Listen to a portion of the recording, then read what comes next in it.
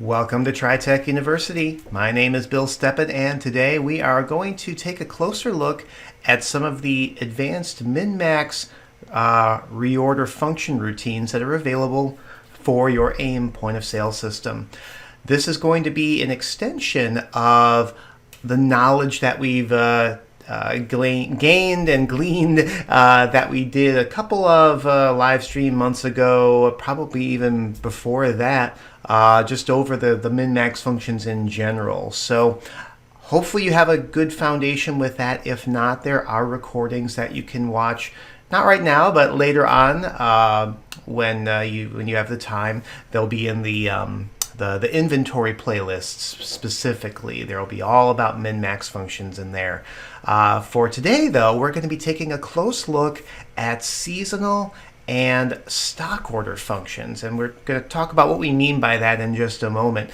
Before, though, we get into that, as always, over here to the right is the chat tab.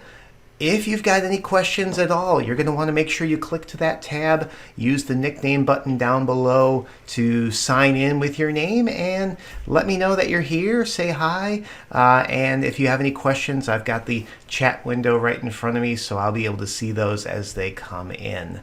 So, without further ado, let's go ahead and switch over to my point of sale system here, my TriTech University system.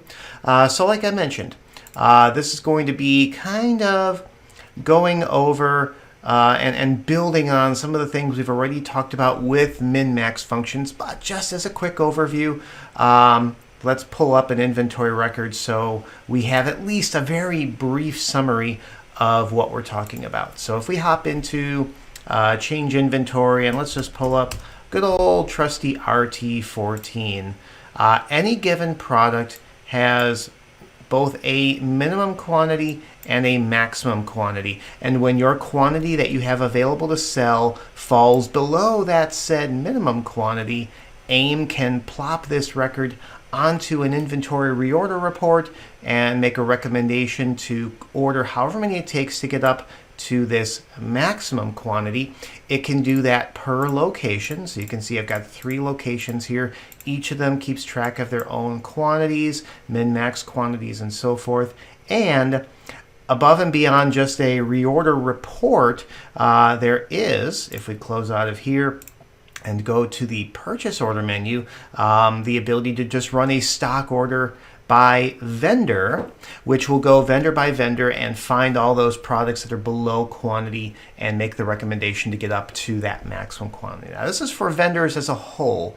We're going to talk about what we mean when we go into the management functions and do what's called a min-max for stock order in just a second. But first, I want to talk about what we call seasonal orders. With a seasonal order, you have the ability to go in and set up what are called inventory seasons. Now, those seasons can be more of the traditional type seasons, if you will. If we go to the inventory maintenance menu, and there it is. I can always have a hard time finding it when I'm looking for it. Set up inventory seasons is what you'll find underneath inventory maintenance if you want to get started with seasons. A season is simply a name, and then whatever the date range is that season kind of elapses through. So for example, if this were a Christmas season, you as a retailer, you might start preparing for and selling product for the Christmas season maybe in November, let's say 15th, and you might notice that the drop down here doesn't worry about a year. It's just basically looking for a month and a day, and then you might do that through, just to go back through the December 31st. We can set that up. So basically that is the Christmas season. Now for those of you who are in the music industry here, you might have a school band season, and that might be, let's say, August 1st, if I could spell August. What's going on here? Let's just do this. Okay, so August 1st through maybe, let's just say, October 31st, just something like that. So this is where you set up the seasons. Then on any given product, if we go back to, let's just actually go straight to this change SKU detail program. So on any given product, let's again pull up RT14. In addition to the min and maxes, there is also what's called an MM code. MM in this case is short for min max, and we're talking about some kind of exemption code, some reason why these numbers here might need to be manipulated by the program at any given time. By checkmarking this allows us to edit the MM code for the given SKU. And when it comes to seasonal, there are two options: seasonal product and seasonal stock.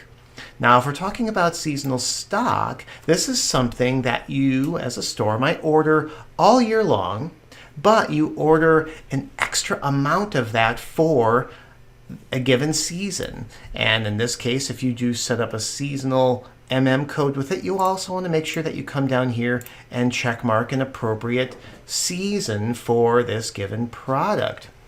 So that's the idea behind that. If, alternatively, this is something that you only order for that one season and that one season only, that is the seasonal product. With a seasonal product, you only order it for that season. Outside of that season, you don't order it at all. So this would be more apropos to something like a holiday type season, like a Christmas or an Easter or a Chinese New Year or something like that. For example, again, in the music industry, when we're talking about things that you just sell gobs and gobs and gobs of during the school band season, things like mouthpieces and reeds and harps, and well, not harps, music stands, that's the word I'm looking for, just kind of things that just go hand in hand with all of those rentals at that time. Probably a good chunk of your inventory you might set up as a seasonal stock and set it up to that band season, because you still sell music stands and reeds and mouthpieces and things like that all the rest of the year. But you might only sell things like Christmas books, sheet musics for for Christmas and the holidays and stuff like that during the holiday season. So for things like that, you would set those up as seasonal product like this. Hopefully that makes sense. Let me know over on the chat window over there to the right if that does not. So you'll spend some time setting up your seasons. You'll spend some time adding these codes to your inventory. And then when it comes time to order for that season, you will come into that inventory management function, modules and inventory management, and establish min-max for seasonal. Now, when you run this utility, it's going to ask you, what season are we preparing for? You would typically run this maybe a couple of weeks, or in today's day, maybe several months prior to the start of that season. So, for example, Christmas, we can see it wants you to verify that last seasonal date range. And it's automatically picking the last year and that month and day. So in this case, 11/15/2021 through 12/31/2021.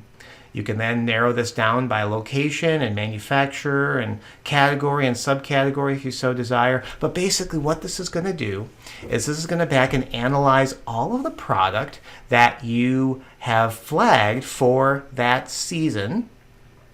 That is seasonal product, or seasonal product or seasonal stock. It doesn't really matter. The fact is it's flagged with that season, and you're going to then give it an adjustment. Well, potentially, this is optional. But let's say, for example, you had a really great year last year. Maybe you don't anticipate as good of a year this year, or vice versa. Maybe last year was horrible due to whatever circumstances there may be. You expect there to be a rebound this year. You can put this expected seasonal adjustment plus or minus a percentage from the previous year. So basically what it does is it looks at all those products that you flagged with that code, looks at the sales of last year between those two dates, gets that number and then basically does the math for you and says, okay, last year, just to keep the math simple, let's say you sold 100 of something, you're expecting a 2% increase this year, so this year we recommend you order 102. Just kind of that type of thing. Maybe it's the opposite. Maybe you sold 100 of them last year, and this year you expect this to be a worse year, so you want to do a 5% decrease in percentage. So in this case, it would order in only 95. Just kind of that idea there. That's the whole idea. And then you can adjust the calculated min-max by numbers here if you so desire. Ultimately, what would happen then when you hit proceed with that, and I don't have any inventory officially set up with this, but then you would go through and it would list out all the SKUs that met your selection criteria. It would show you the old min and max and then the new min and max, and basically it would say, okay, we are basically going to order that 95 or that 102 or whatever it might be. And you can confirm those numbers down on this list. You can then make adjustments if you so desire. Then you'll place that order using the purchase order routine, the stock order by vendor, and then the create purchase order function. And then after you've placed those orders, you would go back to reset those numbers back to normal, the just normal established reset min max. So after you've placed the order, this will then reduce those numbers back down either to 0, 0 in the case of seasonal products because you don't order them outside of that season, or back to a more normal window of whatever it might be, 20/40 or 30/50 or whatever it might be for those seasonal stock type items. Lyndon is asking if there is a way to bulk edit seasonal products, and probably the best way to do that, Lyndon, is to use the inventory export import routine. This will take your inventory, push that out to Excel, where a couple of those columns are the code and the seasonal columns. You just want to then basically go through and then do mass edits by making selections here of what inventory you want to put out to that, and then go through, make those selections, and then pull them back in. My recommendation would be to set up one or two of those items in AIM so that when you do see those columns in Excel, you'll be able to see basically what it has in there, because I don't remember offhand if it goes off of the exact description that you gave it as far as like the season, like if it will actually say Christmas in the seasonal column in Excel. If it does, great, you can just copy and then paste that to all those products, and then of course import those changes back in. But that'd be my recommendation for that. So yeah, that's the whole idea behind seasonal. So again, with the setup of that, you would go in, just as a summary, you would go into set up inventory seasons, establish the seasons that you would like to track. Then you can go in and manipulate that inventory either using Excel or change SKU details. This is another relatively fast way of doing that by just going in, selecting the SKU, and then flagging the code and the season, and making those adjustments here. Once the products are associated with those seasons, then ahead of that season, you would go to inventory management, establish min-max for seasonal, let it know what season you're running it for, verify the rest of the numbers here, hit proceed, AIM will do the math, you will ultimately save that, place your order using the purchase order module functions of stock order by vendor, create purchase order, and ultimately receive purchase order. Once the purchase order has been created, you will then want to go back and reset those min-maxes back to what we would call normal using establish reset min-max. So let me know if that makes sense. Christy is asking, how does AIM or AIM-SI determine the math to reset the min-max? When I have used it in the past, the reestablished numbers are wildly inaccurate to what I would sell in a given month. That is an excellent question, Christy. It is going to go off of the parameters back in your Subcategories, I go into quite a bit of detail here regarding these numbers in the other recording that I did on min-maxes in general. So, but this is basically where it gets those numbers from. It takes these core numbers, multiplies that to the SKUs in any given category with the actual sales numbers for that time period, and then that's where it gets the min-maxes from. So let's now switch gears and talk a little bit about stock orders. Now, when we talk about a stock order, of course, we use the term stock order quite a bit. In fact, I just mentioned it here for stock orders by vendor.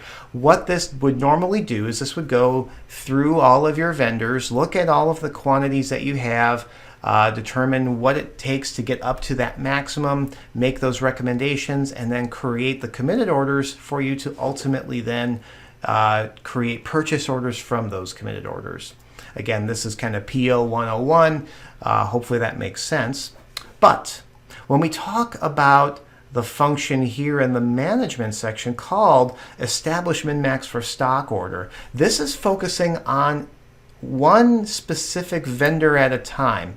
And the whole idea behind this utility, the reason why you might use this is to take some time, slow down, and really analyze the numbers that you have with a given vendor to place a large order, larger than normal usually. For example, maybe you've got a vendor that is offering a special. Hey, place X amount of an order with me, and we'll throw in we'll get you a price break on the product or whatever it might be.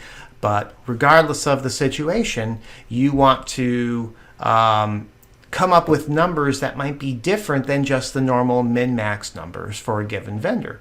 So the whole idea with this is you can come in and make a selection by vendor. You can press F6 when you're in this vendor field if you don't know your vendor numbers off the top of your head. So let's go ahead and select Acme here just to throw one in there. And then it's going to ask for an analysis date range. Now again, normally the normal date range is going to be X number of days prior to the current day, usually 180 days by default. But in this case, it wants to know what is the date range that we should analyze as far as any products that are in the system that you get from this vendor. So this might be, let's say, exactly 1 year ago, just for a 3-month window of, let's say, 1/1 of 21. Yes, I know that's 12 months in the past, to, let's say, 3/31. 30 days, January, March. Okay, yep, there's 31 days in the month of March. So you might do something like that. So it's not exactly just this past 180 days from current. You would specify a certain date range. It can be whatever date range you want. It's going to look at the products that you get from that vendor and what their sales were within that time period. It's very similar in that respect to what we just covered with the seasonal process, the seasonal order. It's going to look at the numbers and it's going to say, okay, you sold X amount during that time period, so we would recommend that you order again that amount for however many days worth of stock you want to order for. So that's the idea there. It's a little bit different. It's not just that raw number, but instead it's going to say, okay, in that time frame you sold let's say 2 a day of a given product, and then it's going to ask how many days worth of stock do you want to order. Let's say you want to order 90 days worth of stock. If you sold approximately 2 per day of a given SKU in that time frame, well, 2 times 90, it's going to recommend that you order basically 180 of that product. And that's the whole idea with that. You'd hit proceed, and then it would come down and basically do the math with all of that. Now, of course, these numbers here are going to be completely off the cuff because this is just a testing system. Obviously, I'm not doing daily sales in this system, especially not 3 months ago or rather 8 months ago in this time frame. But that's the idea of it, is again, it'll just take whatever products you have with that vendor, look at the sales in that time frame, come up with what I would call your average daily sale for every SKU, You'll then tell it how many days worth of stock you want to order for, and it would do the math and come up with a targeted number, not just a number out of the blue, but it would say, okay, this product, let's say product A, you sold more of than product B from that same vendor. So we would recommend that you order more of product A, and it would then, you give it how many days worth of stock you want to order for, and it'll come down and do the math. Then, after you basically finalize that with the save button, you would do the same thing like we just did with the seasonal process. You would go in and you would actually commit those orders in the PO menu, the stock order by vendor routine, to actually place the committed order, which then can be turned into the purchase orders, which then are ultimately received. And then once again, to get those numbers back to what we would call normal, you would go back to the inventory management menu, establish reset min-max for what we would call the normal time function, the normal frame of mind there. So again, we're building off of the normal min-max routines, but we're tweaking them to fit the current situation of a seasonal or a stock order min-max routine. So let me know if that makes sense. Christy is asking, how are you supposed to reset min-max after your initial stock order, or do you leave it open for the entire season and then reset? Again, that would be actually what I think I just discussed here. Maybe you asked that before. I kind of got through to that. But after you place those orders with the create stock order by vendor, I'm all over the place here with my mouse, the stock order by vendor, and then the actual creation of the purchase order, after you do that, you would go back and you would reset those mins and maxes. So in a normal window where maybe I've got, getting back to my product here, that item that has 30 and 60, that's normally coming from how many of those I'm selling in a normal given time frame, and it's just doing the math on that. But then it can make tweaks to those numbers based on other time frames of sales for either the season or a special analysis period there if I'm going to do the stock order routine. So yeah, let me know if that all makes sense. And while we are seeing if there are any other questions regarding that, let me go ahead and talk a little bit about next month. So we're heading into the month of February already. Crazy, right?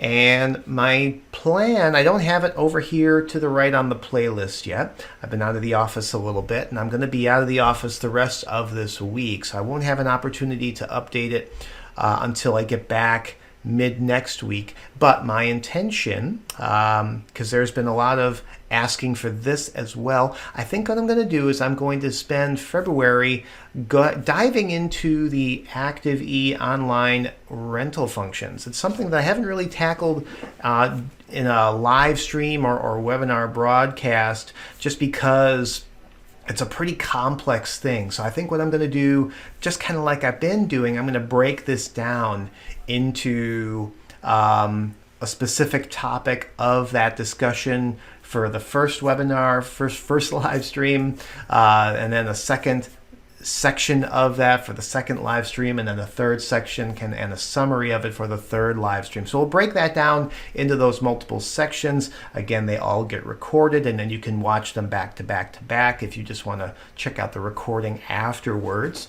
But I'm excited to see what your recommendations are for other topics that you'd like to see me cover during these live stream broadcasts. So at any point, not right now, I always say that, but at any point that you'd like to make suggestions, up to the right of the video portal is the poll tab. You can click into that and let me know what ideas you would like to let me know of for upcoming live stream topics. You can see any topics that have been submitted in. I always kind of reset that month after month, so you can see what other people have made suggestions on. You can make your own comments on those same suggestions, or you can use the add button to submit ideas of your own. And if you're not sure of what we've already covered, on the normal video playlist, the normal video tab is a playlist of recent live streams. And when I say recent, I basically mean any live stream that I have done here on this channel. So feel free to check that out as well. You can either use that to get ideas of what you'd like to see me cover, or that I have already covered, but maybe you would like to further elaborate on a given topic. So yeah, that's basically what I wanted to discuss today. And like I said, probably next month we'll be diving into Active E Online contracts. For those of you in the music industry, obviously we're kind of away from that normal window, but if you have a follow-up rental period, a rental boom during the spring months and into the summer, this could be a good time to check that out as well. If you haven't been using that service and you'd like to see what it's all about, definitely tune in for those broadcasts. And even if you're not in the music industry, online contracts have quite a home for other functions as well. Those can be useful for selling online memberships, for example. If you are a range that offers memberships, you can sell those memberships online. So yeah, we'll be going into some of those other functions as well, time permitting, with the online contract functions. Christy is asking me if I could go into the subcategory inventory management again. So we got a little bit of time. We can go ahead and get back into that. Sure. Let me transition back over to my AIM system. So again, just to elaborate on what normal inventory min-max functions are, they're going to go based on the subcategory of the given product: maintenance, inventory, and maintain inventory subcategories. So for any given subcategory is an inventory management tab, and there are 3 key functions. There's a number of days of history to analyze for min-max analysis. This is going back by default 180 days from the current day. But you can make adjustments here as necessary. And then it wants to know how many days of stock you want to keep in stock for min and for max. And the defaults are 30 and 60. Now, the whole idea behind that is, let's say I've got a trumpet here.